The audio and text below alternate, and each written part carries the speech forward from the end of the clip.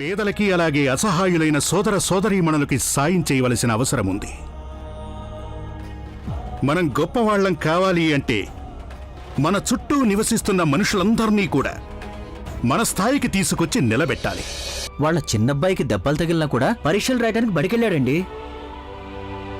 కానీ షావుకారు గారు రామ్జీ పిల్లలు ఎంత గొప్పోళ్ళంటే అతని జాతకాన్ని మార్చేస్తారు. అసలు ఒక మాట చెప్పు, రామ్జీ భార్య ఎప్పుడూ జబ్బు పడుతుందా? అవును షావుకారు. రామ్జీనే తన పిల్లల్ని పెంచుతాడా? అవును షావుకారు. అయినప్పటికీ అతని పిల్లలు చదువులో అంత తెలివైన వాళ్ళు, చురుకైన వాళ్ళా? అవును షావుకారు. అతను చాలా మంచి తండ్రి. అతని పిల్లలు వజ్రాలండి, వజ్రాలు. ఇక నా పిల్లలు ఉన్నారు. వాళ్ళ అమ్మ వాళ్ళకి రోజు పాలు, పెరుగు, మిఠాయిలు తినిపిస్తూ ఉంటుంది. ఇక కాస్త జ్వరం వస్తే చాలు, నెల రోజుల పాటు స్కూలుకు వెళ్లరు. అసలు నా మాటే వినిపించుకోరు. ఎలా దారికి తేవాలి నా పిల్లల్ని? షావుకారు, రామ్జీ వస్తాడు కదా, అతన్నే అడిగి తెలుసుకోండి. మంచి తండ్రి అవటానికి మీకు చిట్కా చెప్తాడు.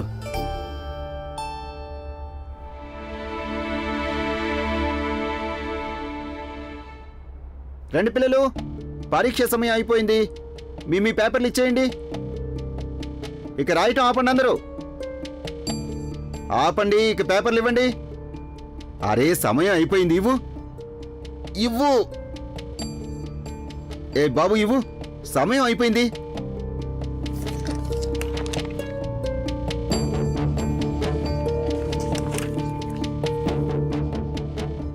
భీమ్రావ్,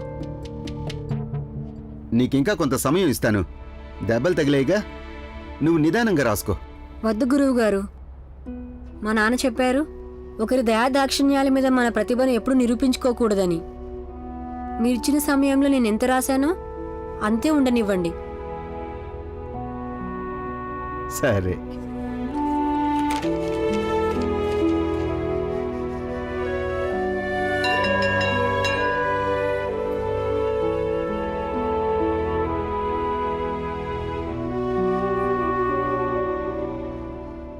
ఆనందన్నయ్య, నొప్పిగా ఉంది. ఉండు భీమ్, నాన్నని పిలుచుకొస్తాను. ఆగు. నీకు సంతోషమేనా? నేనైతే పరీక్ష రాశాను, కానీ నేను గాయపడ్డం వల్ల నువ్వు ఫస్ట్ వస్తావని ఖచ్చితంగా ఏమీ లేదుగా. కానీ నువ్వు ఫస్ట్ వస్తే నాకు కొంచెం కూడా నచ్చదు. నువ్వు నన్ను కిందకి తోసేటప్పుడు నేను నిన్ను చూశాను. కానీ దీని గురించి నేను ఎవరికీ చెప్పలేదు, ఇక చెప్పను కూడా. నువ్వు నాకు స్నేహితుడివి కాదు, అలాగే శత్రువువి కాదు. కానీ ఈ క్లాస్లో కలిసి చదువుకుంటున్నాంగా. మనం కలిసి చదువుకుంటున్నప్పుడు ఏదైనా సంబంధం ఉండాలిగా. సంబంధమా? నీతోనా? అది జరగని పని. ఎందుకు? పూలకి ముళ్ళకి మధ్య కూడా ఒక సంబంధం ఉంటుందిగా. ఇక మనమైతే విద్యార్థులం. చెప్పు, నువ్వు నాతోటి విద్యార్థివి అనే నిజాన్ని కాదనగలవా? లేదు లేదు, ఎలాంటి సంబంధం వద్దు. ఇది నా జాతి మొత్తానికే అవమానకరం అవుతుంది.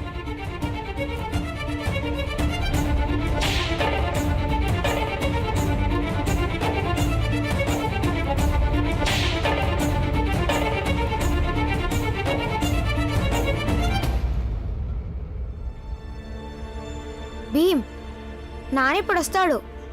సరే, నువ్వు వాడి పేరు నాన్నకెందుకు చెప్పలేదు? నాన్న ఇంకా ప్రిన్సిపల్ గారు కలిసి వాడికి బుద్ధి చెప్పేవాళ్ళు కదా. ఎంత పొగరుగా మాట్లాడుతున్నాడు చూడు. నాకు తిక్కరేగిందంటే వీడిని కిందేసి కొడతాను. ఆనందన్నయ్య, నువ్వు కూడా ఎవరికి తన పేరు చెప్పొద్దు. ఎందుకంటే అతడికి శిక్ష పడచ్చు, లేక పడకపోవచ్చు. కానీ నాన్నకి ఈ విషయం తెలిస్తే చాలా కంగారు పడతారు.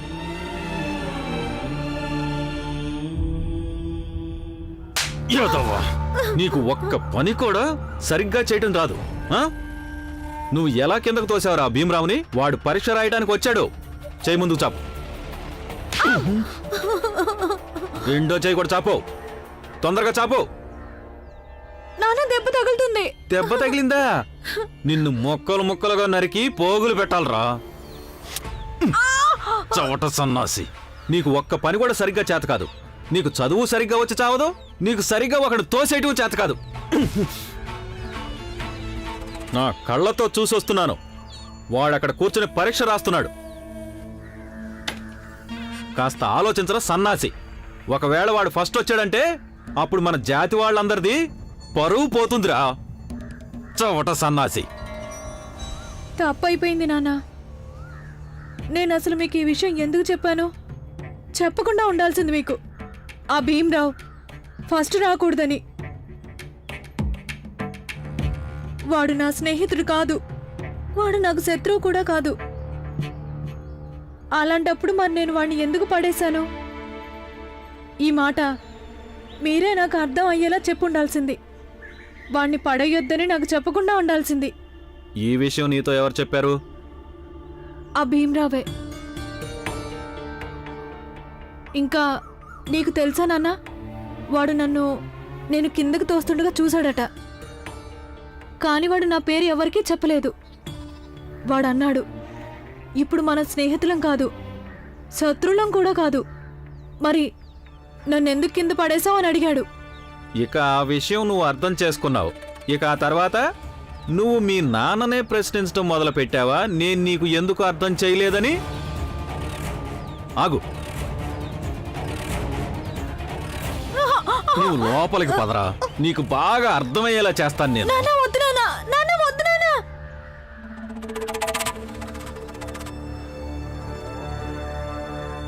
ఇవాళ మళ్ళీ ఈమెకి కొత్త రగ్గు ఇచ్చారు. ఎవరిస్తున్నారు ఈ రగ్గు? అరే ఎవరిస్తున్నారు ఈమెకి రగ్గు? చెప్పు నువ్వు, ఎవరిచ్చారు నీకే రగ్గు? అసలు ఇక్కడ నీ మీద ఇంత శ్రద్ధ తీసుకుంటుంది ఎవరో? ఒకవేళ కొంపదీసి పగలంతా నువ్వు మాతోనే ఉండి రాత్రిపూట చాటుగా ఈమెకు సాయం చేస్తున్నావా? అరే లేదు. ఒకవేళ ఇది చస్తున్నా కూడా అప్పుడు కూడా నేను దీనికి సహాయం చేయను. అది పగలైనా రాత్రైనా.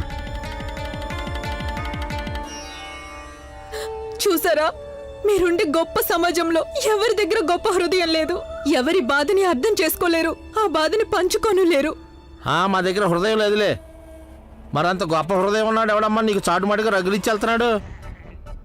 ఆ భగవంతుడిస్తున్నాడు నాకు రగ్గులు. వెళ్ళి ఆ భగవంతుడిని అడగండి. ఓహోహోహోహో, విన్నారా మీరందరూ? ఈమెకి భగవంతుడిస్తున్నాడంటే ఈ రగ్గులు. సరే అయితే భగవంతుడు ఈమెకి రగ్గులు ఇస్తూ ఉంటాడు. ఇక మనం వీటిని తడుపుతూ ఉందాం. ఏమంటారు సోదరులారా? అలాగే చేద్దాం, అలాగే చేద్దాం. ఏం ఆలోచన? మంగేష్, నీళ్లు తీసుకురా.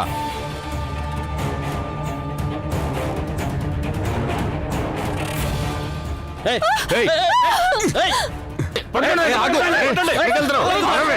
ఏయ్, ఆగు, ఆగు. మర్యాదగా ఆగు దాన్ని. ఏయ్, బయటికి పంపించండి. బయటికి రా. మర్యాదగా బయటికి పంపించండి. బయటికి రా నువ్వు. బయటికి రా. బయటికి రా నువ్వు.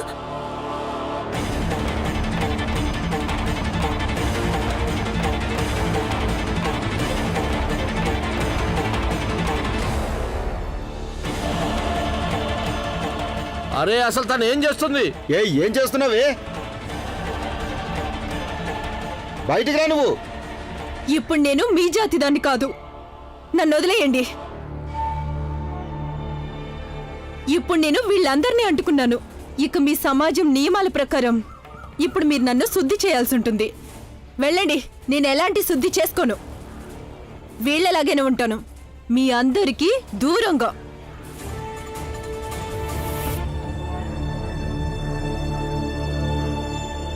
ఈ ఏడాది మన కులాన్ని మన ధర్మాన్ని మట్టిలో కలిపేసింది. నువ్వు వాళ్ళని అంటుకున్నావు? పిచ్చి పట్టిందా నీకు? అరే అంతా నాశనం చేసావే. సమాజంలో మాకు ఇక పరువే ఉండదు.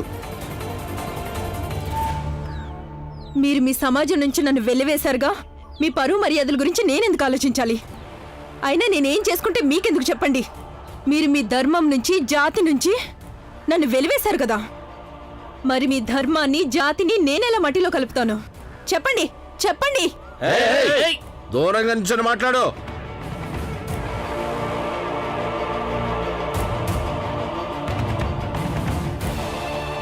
మీరందరూ ఇక్కడి నుంచి వెళ్ళండి. అలాగే ఈ రోజు నుంచి మీరెవ్వరూ కూడా వచ్చి చూడొద్దు నేనేం చేస్తున్నానో, ఎందుకు చేస్తున్నానో అని. మీరైతే నన్ను మీతో కలిసి బతకనివ్వలేదు. కనీసం మీకు దూరంగానైనా నన్ను బతకనివ్వండి. వెళ్ళండి, వెళ్ళండి ఇక్కడి నుంచి.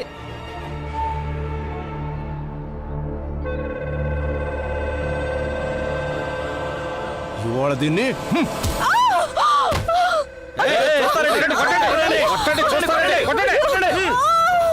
అయ్యో, కొట్టకండి, దయచేసి కొట్టకండి. అలా చూస్తారండి, కొట్టండి దీన్ని. వద్దు, కొట్టొద్దు. ఆగండి.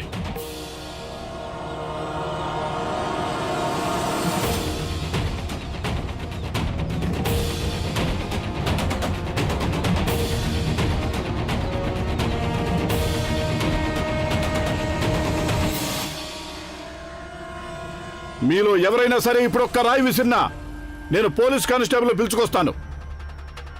గుర్తుంచుకోండి, రిటైర్డ్ సుబేదార్ని. ఒక్కొక్కడికి శిక్ష వేయిస్తాను. ఓ సుబేదార్ సార్, మేం పోలీసులకి రౌడీలకి భయపడం తెలుసా? ఇప్పుడు పోలీసులు వచ్చి పట్టుకెళ్తే అప్పుడు అర్థమవుతుంది భయం అంటే ఏంటో. ఏయ్ సుబేదార్, మేము చూస్తాం నువ్వు పోలీస్ స్టేషన్ అండదండలతో ఎంతకాలం ఉంటావో. దీన్ని మాత్రమే వదిలిపెట్టము. ఇది సమాజంలో నా పరువు తీసింది. ఇప్పుడు నీ ఇంట్లో దూరి ఇది చాలా ఘోర పాపం చేసింది. ఎందుకు దీనికి శిక్ష పడి తీరాలి.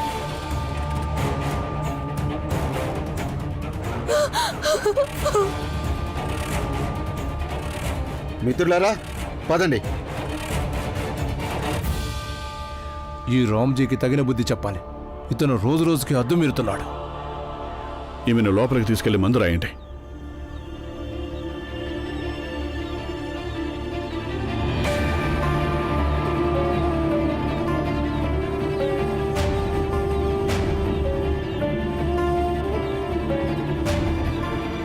నాన్నా, నాకొక విషయం అర్థం కాలేదు. వీళ్ళందరూ ఆ పిన్నిని ఎప్పుడో సమాజంలో నుంచి వెలివేశారుగా. అలాంటప్పుడు ఆమె బతికేదో ఆమెను బతకనివ్వచ్చు కదా. ఆమెను ఇలా ఇబ్బంది ఎందుకు పెడుతున్నారు?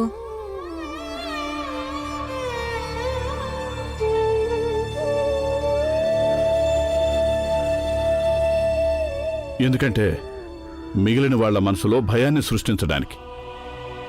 వాళ్ళ జాతిలో మూఢనమ్మకం చాలా బలంగా ఉంది. అందుకే లోపలదైనా లేక బయటదైనా సరే వాళ్ళ మాటే చెల్లుతుంది. కానీ నాన్న, వీళ్ళందరూ ఎందుకు అలా చేస్తారు? కొందరు గుప్పెడు వ్యక్తులు కలిసి మొత్తం సమాజం మీద తమ ఆధిపత్యాన్ని స్థాపించాలనుకుంటున్నారు.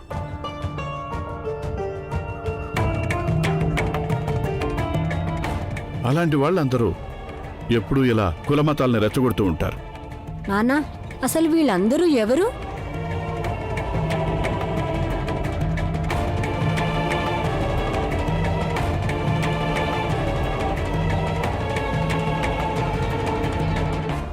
బాబు భీమ్, నువ్వు ఎలా ఎలా అయితే పెద్దవాడివైపోతుంటావో అలా అలా నువ్వు స్వయంగా అన్నీ అర్థం చేసుకుంటావు. ఈ గుప్పెడంతమంది ఎవరని.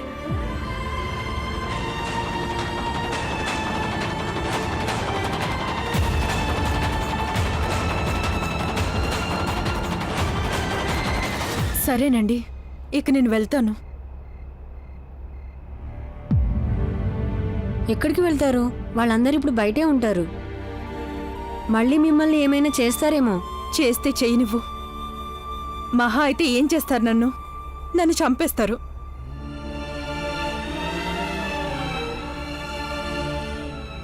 ఇక్కడే ఉండండి మాతో పాటు. మేమందరం ఉన్నాము. మా కుటుంబంలో మీరు ఒకరు. వద్దు, ఈవిడ ఇక్కడే ఉంటే ఈమె కుటుంబం వాళ్ళు ఈమెను ఎప్పటికీ స్వీకరించరు. స్వీకరించకపోని నేను చావనైనా చేస్తాను గాని తిరిగి ఆయన దగ్గరికి వెళ్ళను.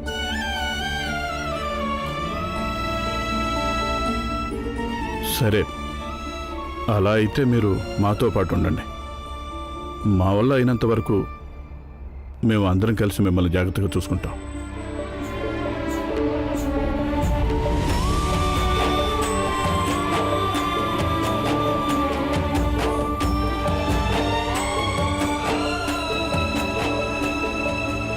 భీమ్ భీమ్ భీమ్ భీమ్ భీమ్ ఏమైంది బాలా ఆ? భీమ్ నువ్వు రాసిన పరీక్షలో పాస్ అవ్వలేదు. ఏ-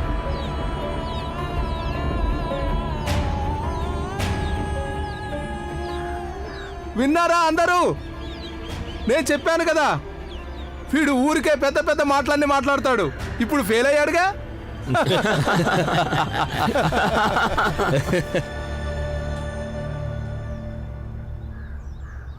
స్కూల్ మొత్తానికి ఫస్ట్ వచ్చాడు.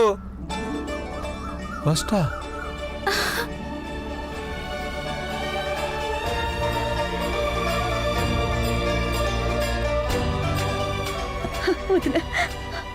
భీమ్ భీమ్ భీమా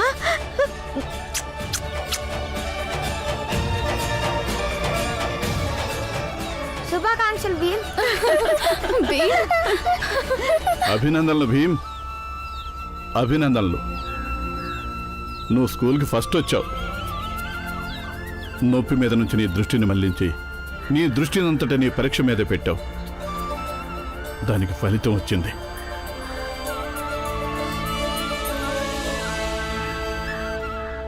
శుభాకాంక్షలు భీమ్. ఏయ్!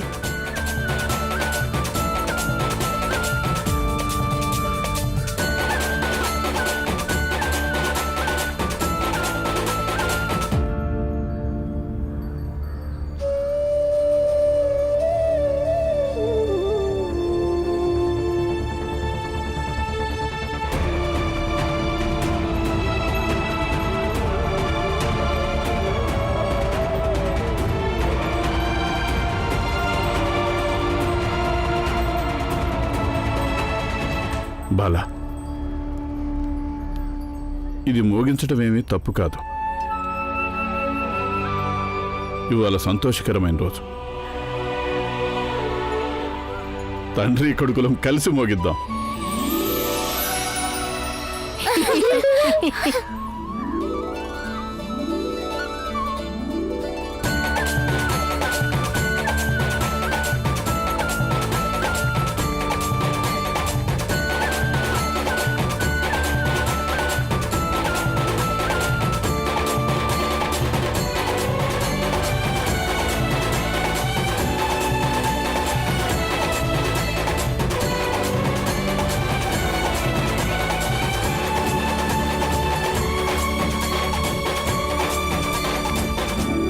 మీ అందరికీ అభినందనలు.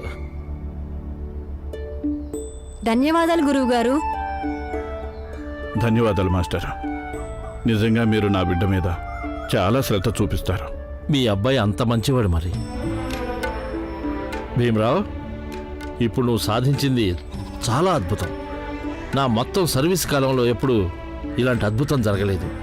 ఏ విద్యార్థి కూడా గాయపడిన స్థితిలో పరీక్ష రాయటం, ప్రథముడిగా రావటం, ఇది నేను జీవితాంతం గుర్తుంచుకుంటాను.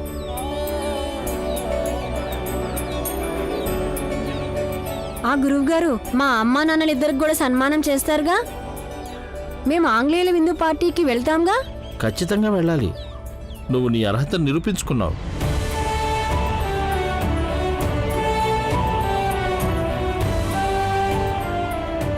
అన్నట్టు రామ్జీ, నేను ఇది కూడా చెప్పడానికి వచ్చాను. రేపు రాత్రి పార్టీకి వెళ్ళడానికి ముందు వైస్ ప్రిన్సిపాల్ గారి దగ్గర ఒక లెటర్ రాయించుకోవాలి.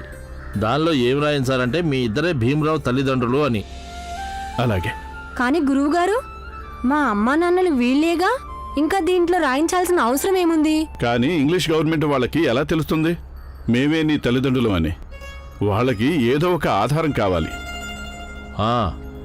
చూడు భీమరావు, రేపు రాత్రి అక్కడ నువ్వేదైనా మాట్లాడాల్సి వస్తుంది. దానికి కూడా సిద్ధంగా ఉండు. అర్థమైందే? ఇక నేను వెళతాను. గురువుగారు, మీరెందుకని నిన్న స్కూల్కి రాలేదు? ఇప్పుడు చెప్పండి, మీరు భీమరావుకి ఏమవుతారు? మామయ్యవా, బాబాయ్వా, లేక మేనమావా? మీ ఇద్దరిని స్కూల్ నుంచి ఒక వారం రోజుల పాటు సస్పెండ్ చేస్తున్నాను. ఇక మీరిద్దరు వెళ్ళండి. నాకు వేరే పని నుండి రాలేదు. మీరు రేపటి కార్యక్రమానికి ఏర్పాట్లు చేసుకోండి, సరేనా?